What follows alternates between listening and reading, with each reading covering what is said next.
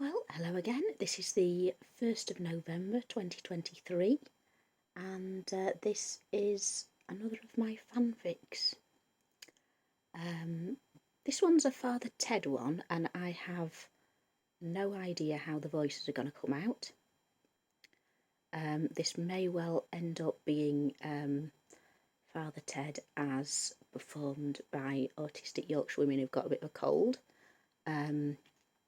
In which case it will at least give the gammon something completely new to get riled about. But anyway, I will do what I can. This is called Shades of Autumn. It does involve death, so if you're not into death, brace yourself or give it a miss, however you feel. Okay, I shall begin. A small greyish-brown dog is scampering round the misty, murky churchyard. Probably has a bit of corgi in her, almost definitely some Yorkshire Terrier. Maybe there's a bit of Bedlington in there somewhere. Possibly something a little spaniel-like about her face. Her name is Susie, and she is part of the menagerie collected over many years by Father Dougal Maguire. She presses her nose to a pile of freshly fallen leaves that has drifted against the crumbly old stone gatepost, seeking a rat that she caught a whiff of a few feet away. Yes, it came this way. Not long ago, within the last couple of hours, but before this current bout of drizzle started. She rootles further under the heap, snuffling to the left and right. There was something else here too amongst the background aroma of decaying plant matter and wet soil, an animal smell that she doesn't recognise. The leaves scatter as she excitedly plunges into their midst on the trail of the mystery animal, as swept up by a strong gust of wind. They are whipped around in a vortex between two tall, lichen-spotted gravestones and rise in a column several feet off the ground, momentarily taking on the form of a human figure before bending, twisting and disintegrating. Susie dashes over to greet the apparition, but finds only a few yellowed leaves tumbling across the muddy grass. She shakes her head in puzzlement, her ears clapping together, and trots off to tell her master about her adventure. He's been at the epicentre of some very confusing goings-on for the past couple of days. Lots of visitors have been gathering in the house, some familiar and some strangers. They all seemed sad. Some of them cried. They wore black clothes. They moved around the big wooden box that appeared on the dining table, all repeating those hand movements they do in the church, up and down, side to side. They talked quietly to Master and looked inside the box. The contents of the box were a puzzle. It looked like a person, specifically the elderly woman who used to make the food, the one who disappeared suddenly a week or two prior. But it didn't smell like her, or even like a human. It smelt more like the cleaning cupboard than anything else. It was cold and quiet, it didn't move at all. Whatever it was something very special.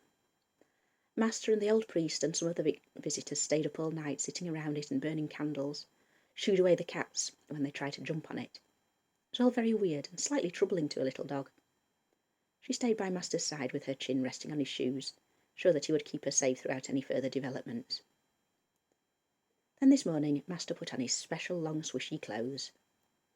Some more people came and carried the box out of the house, up the lane into the church. It was a great walk, lots of people to say hello to, lots of things to sniff and yap at, plenty of muddy puddles to splash in, and multicoloured leaves blowing everywhere. Then she was left to entertain herself in the graveyard, whilst Master and the other people sat together in the church. When that was finished, they took their box down to the far corner and huddled together for some more talking and crying. But Susie was only keeping half an eye on them. She was much more interested in the local flora and fauna. Now the crowd is breaking up, some of them moving towards the gate, some standing around in twos and threes, sharing umbrellas. She scans the scene for her own particular human. The wind is too erratic for her to pick up his scent, but she spots him away down the gravel path, walking slowly towards her. The old priest is bobbing along, leaning on his shoulder, which is not unusual these days. Susie thinks that Dougal looks like home and love and warmth, small and rounded, as you might expect of a man who's spent all his adult life in a job that involves more free food than heavy lifting. Although in the face he looks considerably younger than his 53 years. She scampers toward him, scattering gravel as she races along the path. Takes a running jump into his arms, smearing mud and drool over his funeral robes. He laughs fondly as he sets her back down on the ground. "Hey, Susie, guess what I just did?" Her stubby little snout splits into a smile and her tongue flops out. She doesn't have an answer for him. "I did a whole funeral by myself and I got it all right, didn't I, Ted?" You did so, sighs Ted. I think we cracked it. Only took, 30 years? Oh, and I said Dougal, looking modest, it's because I had you as a teacher. He says nothing, only smiles benevolently as they make their way back into the building. Dougal has some tidying up to do as Ted rests on a pew. The light streams through the stained glass window, depicting the empty tomb on one side and Jesus showing his wound to the doubting Thomas on the other, projecting the image onto the backrest behind him. Ted, in contrast to his companion, has become strangely thin and white in recent years, like a pencil sketch of his younger self. Gone is the nervous energy and internal conflict of long ago. He radiates serenity as he watches over Dougal as an advisor and confidant. Something changed after the failed trip to America. Something else changed when Drac died, and then Bishop Brennan retired and Dick Byrne moved away. There was only Craggy Island itself to contend with after that, and, well, it's not that bad really, is it? Not when you get used to it. Not when it starts to feel like home, when you become part of the place. You realise that you really will be here forever and ever and ever, and that's all right. He spends his time very much at peace these days. His only worry is how Dougal will get along on his own. There's a new housekeeper, of course, but it'll take a long time until he stops hiding for her and asking who she is and what she's done with the real Mrs. Doyle. A steady stream of third housemates, none of them have ever really left any lasting impression. What would become of him if he was alone in the world? Well, that's everything done now, says Dougal as he sits down beside his mentor. I can't wait to get home and see what Mrs. Doyle's making us for tea. Don't you remember, Dougal, says Ted, kindly and patiently. Does she tell us what she's making? What were you just doing? What were you doing outside? Dougal looks blankly at Ted until he is distracted by Susie hopping up onto his lap and licking his face. It was a funeral, wasn't it? Ted presses on. Yes, you said I did it all right, all by myself. You did, well done. Now, I'm sorry, but that was Mrs. Doyle's funeral, Dougal. Oh no, Ted. He stares in horror, clinging to the little dog for moral support. I'm afraid so. She had a stroke last week, didn't she? We went to the hospital with her, didn't we? But there was nothing that they could do. You gave her the last rites, Dougal. Do you remember that? But Ted, I thought it was someone called Joan that we buried today. I was calling her Joan on the way through. Oh, God, do you think anyone noticed? Will she go to heaven, Ted? Dougal, don't worry. That was her first name. She was called Joan Doyle. Oh, was it? Well, that's a lucky coincidence there, isn't it, Ted? It is, isn't it? Time was when Ted would have been incredulous that anyone could not know the given name of someone they'd lived with for 3 decades.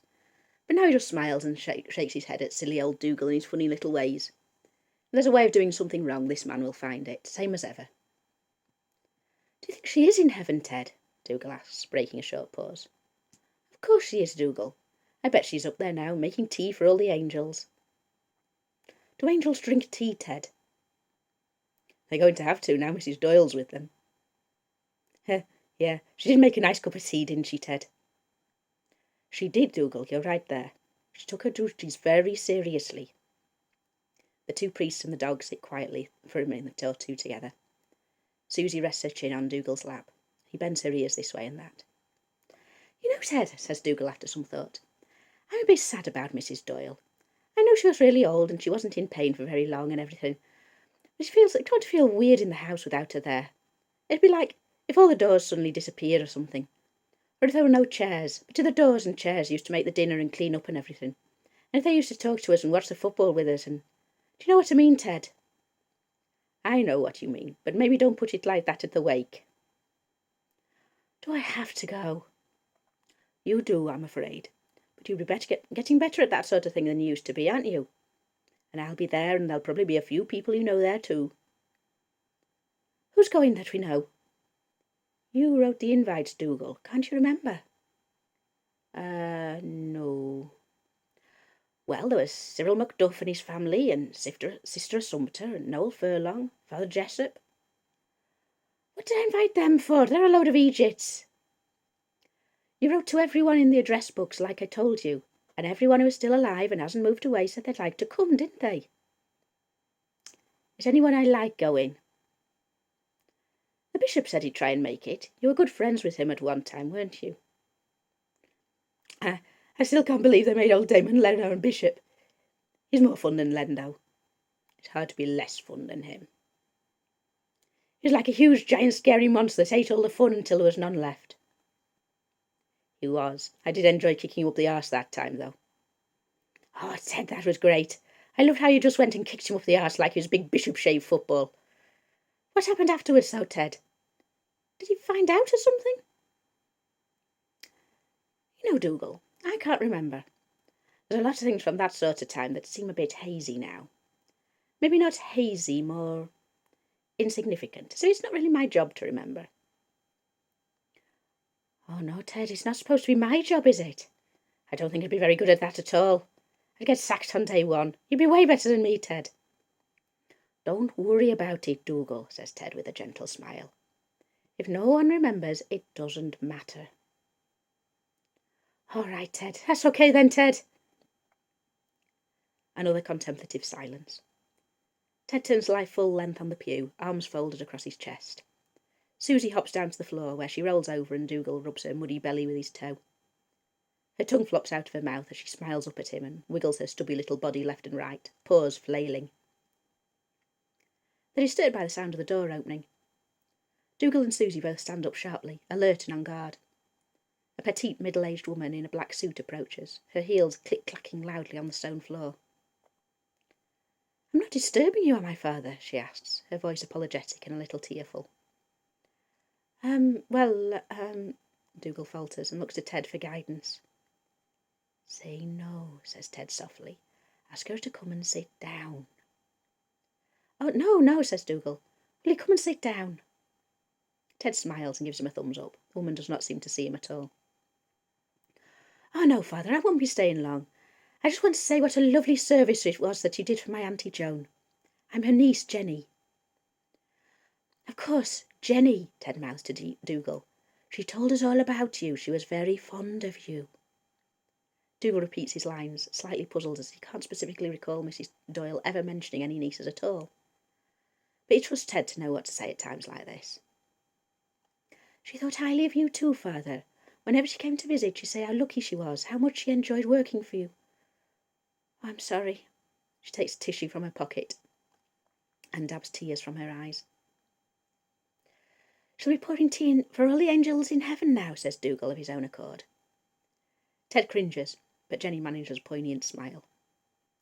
That's right, she will so, she says, the words twisted and squeezed between her tears. Sure she'll be having a great time up there, the priest continues, with an infinite number of people to drink all her tea for all eternity. She'll have a golden teapot and a tray with little wings on it. She never let anyone go without a nice cup of tea, did she? Says Jenny, who has composed herself a little. Yeah, even if they didn't want one. I'm afraid I'm going to have to dash for the ferry, she says, nodding and laughing a little as she folds away her tissue. I just wanted to come and meet you at long last and say thank you for giving her a good send-off. I know some people are a bit squeamish about humour at funerals, but I thought it was very fitting. She liked a good laugh, didn't she? I didn't do it all myself, Dougal falters, unaware that there have been any humour in his service at all. Yes, eulogies were lovely as well. Anyway, I must get off now. I'll see you again, Father. Oh, right, okay, go in peace and, all that kind of thing. She smiles and shakes his hand before clip-clopping on her way. Was that all right, Ted? He asks apprehensively. He still occasionally falls back into the fear of the old priest's disapproval. It wasn't too bad. You seem to be muddling through pretty well these days in your own way. You're not going to leave me, are you, Ted? I'll be with you as long as you need me, Dougal. Right so, says Dougal with a heavy sigh. I'd miss you, though, Ted. If you weren't here any more, I'd be the only one left. Now Mrs. Doyle's gone. I'll be with you as long as you need me. Do you promise, Ted? Of course I promise, Dougal. That's all right then, Ted. Anyway, you'd better go home and get yourself changed, and give that dog a bath. Can't turn up at the wake covered in mud. You're right there, Ted. She loves a bath. She does. You'll be at the wake, won't you? Just like I promised. Dougal nods and smiles in reply and turns to leave. Susie, who heard the word bath and is thrilled by the idea of splashing about in warm water, skips around his feet, whipping her skinny little tail and yapping. Dougal, says Ted, sitting up and turning to face him with eyebrows raised. What is it, Ted? Isn't there something you had to do while you were here? He furrows his brow as he racks his brain, but only ends up shaking his cluttered head. My flowers, Dougal. Oh, right, yes, sorry, Ted, I forgot. He hurries back down the aisle to the altar, watched by the befuddled dog. Hidden behind the altar cloth is a bouquet of alströmerias, yellows and oranges, wrapped in gold and brown tissue paper. He lifts them gently and carries them like a baby. Come on, Susie, he calls to his companion. Let's go and put these flowers on the grave. The little dog puts the bath business from her mind and trots along behind her master. He leads her back out in the now deserted churchyard, where grey cloud and spotty rain are in the process of clearing and giving way to shafts of copper-tinged sunlight. The wind is still blowing as hard as ever, flinging leaves around almost aggressively. Susie reacts in kind, jumping and diving as she tries to catch her crumbly brown assailants. Leaving her to her game, Dougal makes his way back down the hill towards the freshly decorated grave of Mrs. Doyle. Several floral tributes sit in the rainbow-coloured piles on top of the mound of soil, their petals and ribbons fluttering in the breeze. Among them lie her favourite woolly hat, an Owen McLove doll knitted by a friend, her rosary, and at least 5 teapots. But Dougal gives it only a cursory glance as he walks on by. He also walks by the second newest grave and the 3 plots after that. At last he stops at a fairly large headstone in speckled grey granite that reads, Father Ted Crilly, priest of this parish, 1989 to 2021. Just resting, followed by his dates of birth and death. Hitching up his billowing vestments to kneel on the damp grass, Dougal removes the desiccated stalks of flowers that Mrs. Doyle left there a month or 2 ago, replaces them with his own offering. Poor old Ted, he hadn't been keen on that epitaph. Being remembered forever as the embezzler of charity funds. To find out who showed it and be a poltergeist to them, he'd said. But of course, he never did.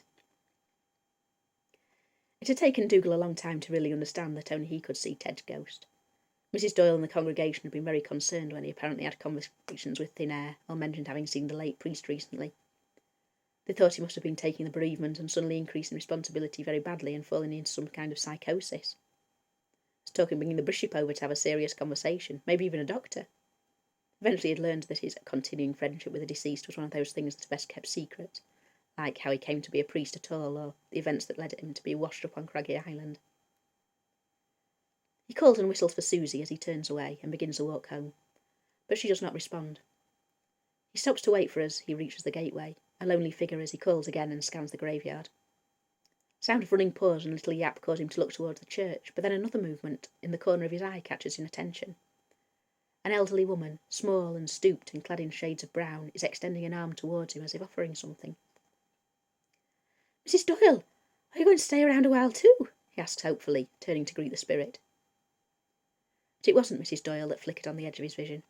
It was only another collection of leaves eddying and lifting between the tall gravestones. Now they are dispersing, diminishing, and disappearing into the sky. And that's the end.